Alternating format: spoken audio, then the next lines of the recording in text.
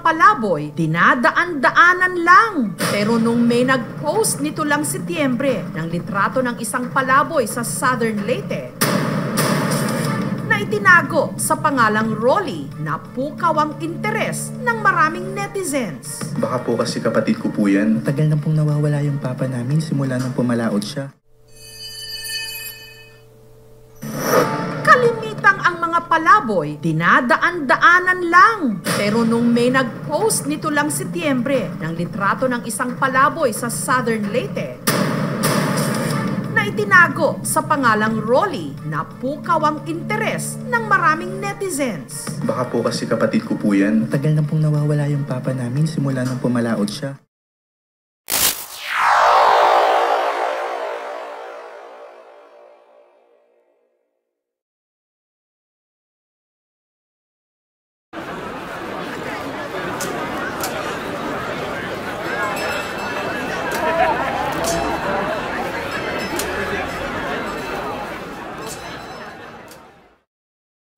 Alam niyo, ang Pinoy, likas na madiskarte at maparaan.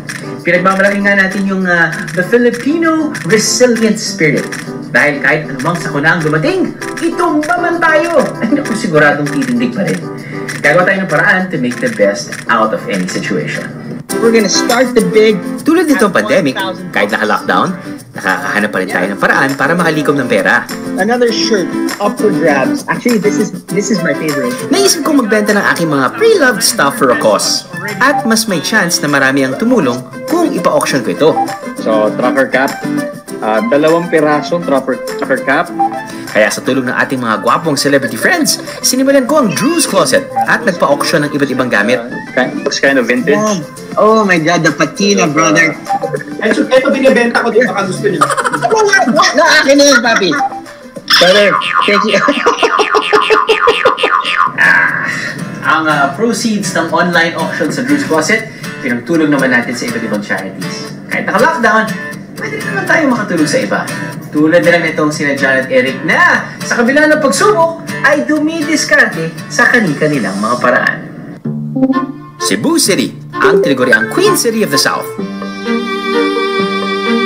Dahil sa maunlad nitong ekonomiya at magagandang tourist attraction. Dito rin namin nakita ang dalawang storya ng pagbangon ngayong pandemya. Sa lolo at lola niya lumaki si John de la Perez, tubong Cebu City. Sa kita mula sa pagtitinda ng banana queue nila, iniaasa ang kanilang pang-araw-araw na pangangailangan. Pero dahil sa pandemic, napilitang tumigil sa pagtitinda si lola. At ang malala pa nito, si lolo naman na stroke dahil wala na ibang maasahan sa kanilang pamilya, si John dumiskarte. Ang ginawa niya, nagbungkal ng lupa sa katabing sapa at ibinenta o binabarter ito online para sa mga plantitos o plantitas of Cebu.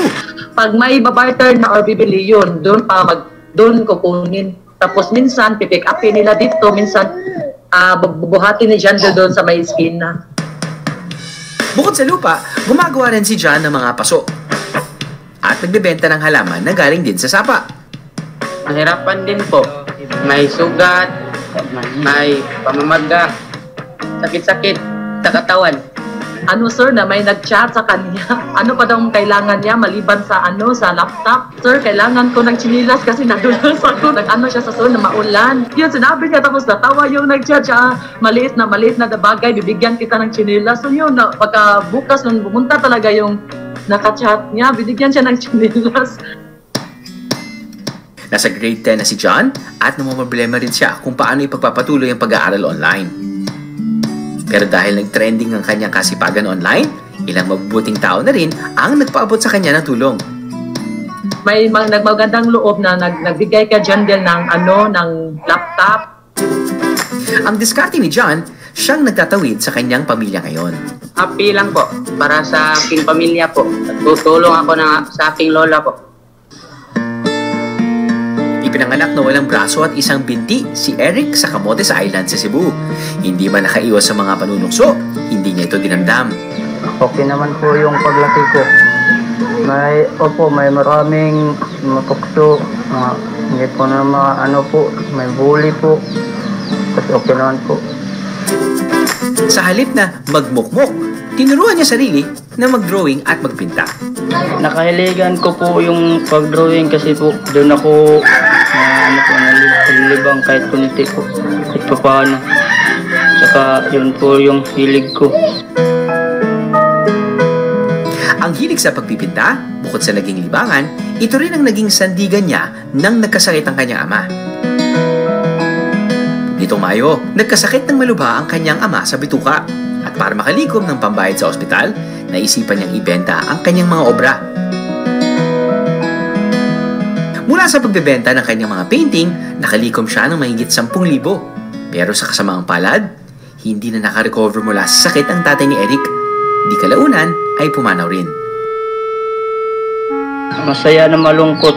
Masaya dahil maraming nakakita ng mga obra ko at maraming na-inspire na kumpleto po.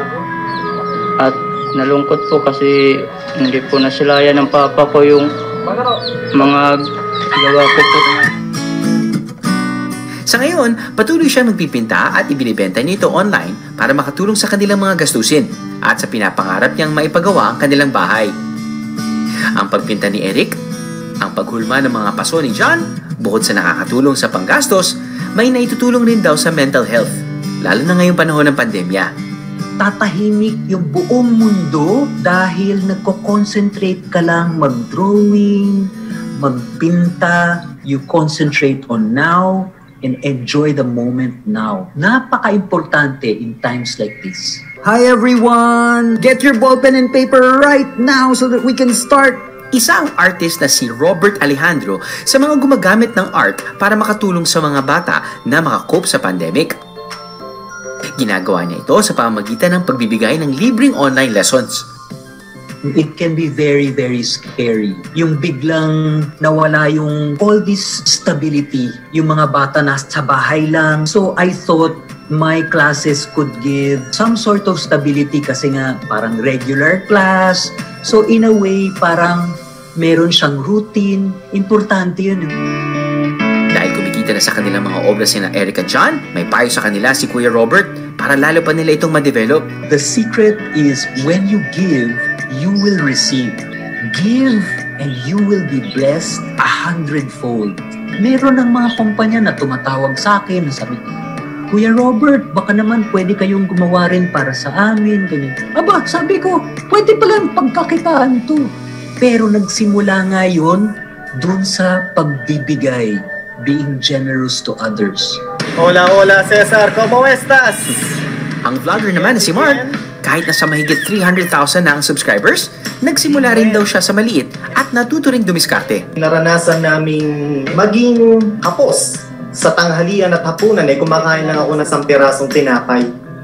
1 pirasong tinapay at tubig. Binigyan ako ng maliit na puhunan ng nanay ko. Nagtinda ako ng mga mani sa palengke. Nagbukas din kami ng maliit na tindahan, sari-sari store, kumbaga sa silong ng bahay namin. Yung kahit papano nakaraos naman sa ganong paraan. Sa ngayon, makalipas ang maraming taon, ay may iba't ibang negosyo na si Mark at ibinabahagi niya ang kanyang mga blessing sa iba pa nating kababayan sa pamamagitan ng kanyang vlog. Meron kang mga groceries na pwede mong itinda. Eto! Diyan! Ako po! Mas natutuwa pa nga raw siya kung ang mga tulong na naibibigay nila ay mas napapalago. Meron kami dala-dalang 3 sako ng bigas. Ayan ate, wish come true na. Ito na po yung business na ibibigay sa iyo. Maraming salamat po sir. Ate, meron ka ng timbangan. Binigyan namin ng puhunan na ilang pirasong candies lang, chichirya. Aba ngayon, pagbalik namin, meron na silang mga soft drinks. Lumago yung paninda nila, yung tindahan nila, napalaki nila, nakapagpatayo sila ng konkreto, sementong tindahan. So, may mga successful stories din naman. Sadya raw nakakatuwang tulungan ng mga taong tinutulungan ng kanilang mga sarili. Dumidiskarte sa kanilang mga paraan. Kaya naman may mga regalo si Kuya Robert at Mark kina Eric at John.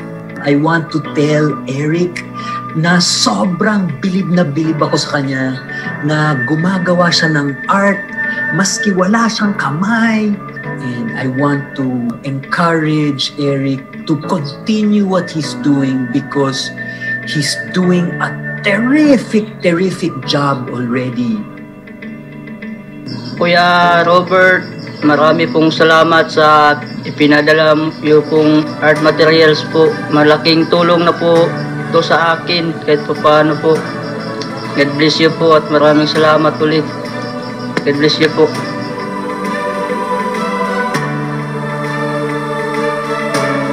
Tanggapin mo ang aking maliit na tulong, maliit na tulong pang pinansyal para sa iyo at para sa pamilya mo. Bayad na kami sa upa at makabili na kami ng gamot sa lolo tay ko. Malaking bagay na ito. Salamat. God bless. Ang pagsubok sa buhay, darating at darating yan. Kaya importante, maging maparaan, madiskarte, tulungan ang sarili, at mag-isip ng solusyon para unti-unti ay makaahon. Hi Sir Mark. Hi Ma'am Rialyn and Ma'am Paula. Salamat sa tulong na iyong binigay. Magkatabang sa iyo sa upa. Makabayad na kami sa upa. Makabayad na kami sa upa. Asa mang kwarta? At makabili na kami ng gamot sa lolo tay ko. Malaking bagay na ito. Salamat. God bless. God bless. Bye. Hi Sir Mark. Hi Ma'am Rialyn and Ma'am Paula. Salamat sa tulong na iyong binigay. Magkatabang sa iyo sa upa. Makabayad na kami sa upa. Makabayad na kami sa upa. Asa mang kwarta? At makabili na kami ng gamot sa lolo tay ko. Malaking bagay na ito. Salamat. God bless. God bless. Bye.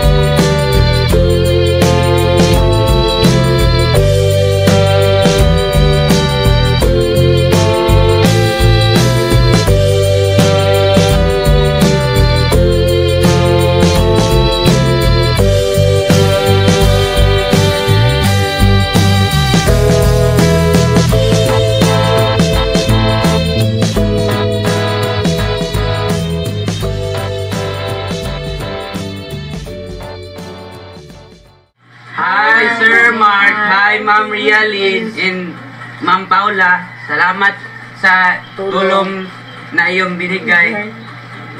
Magkatabang sa iyo sa upa. Makabayad na kami sa upa. Makabayad na kami sa upa. Asa mang kwarta? At makabili na kami ng gamot sa lolo tay ko. Malaking bagay na ito. Salamat. God bless. God bless. Bye.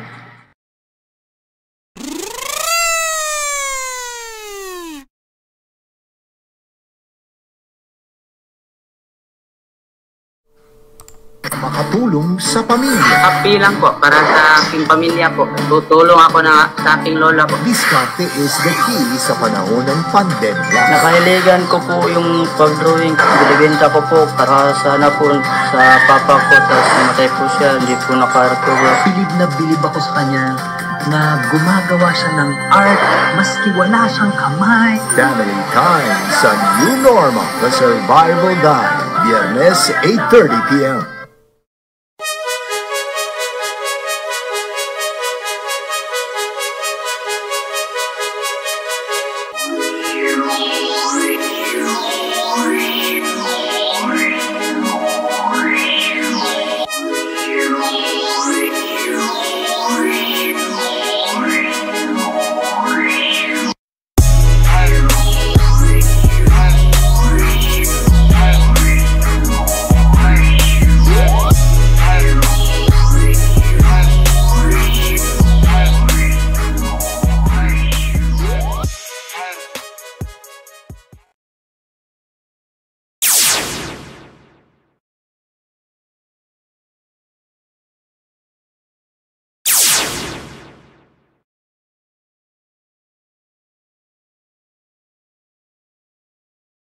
Mark said.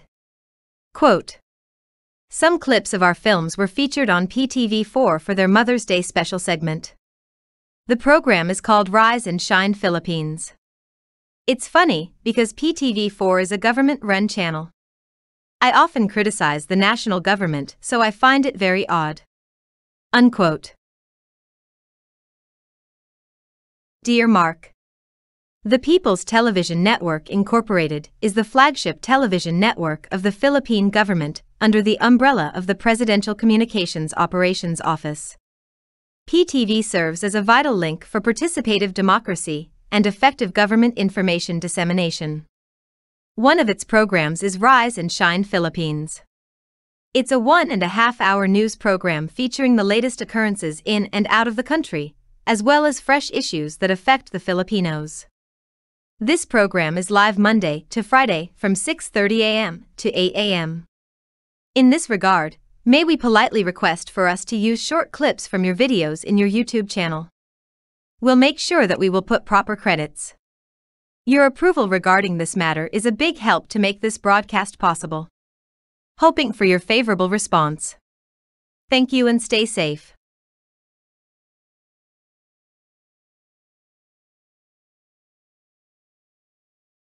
Hi, Sir Mark. Hi, Ma'am Rialyn and Ma'am Paula. Salamat sa tulong na iyong binigay.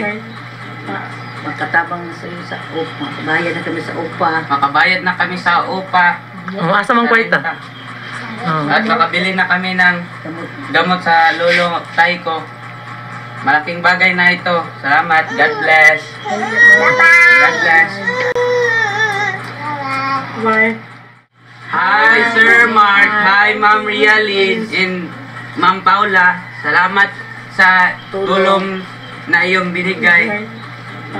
Magkatabang na sa iyo sa upa. Makabayad na kami sa upa. Makabayad na kami sa upa.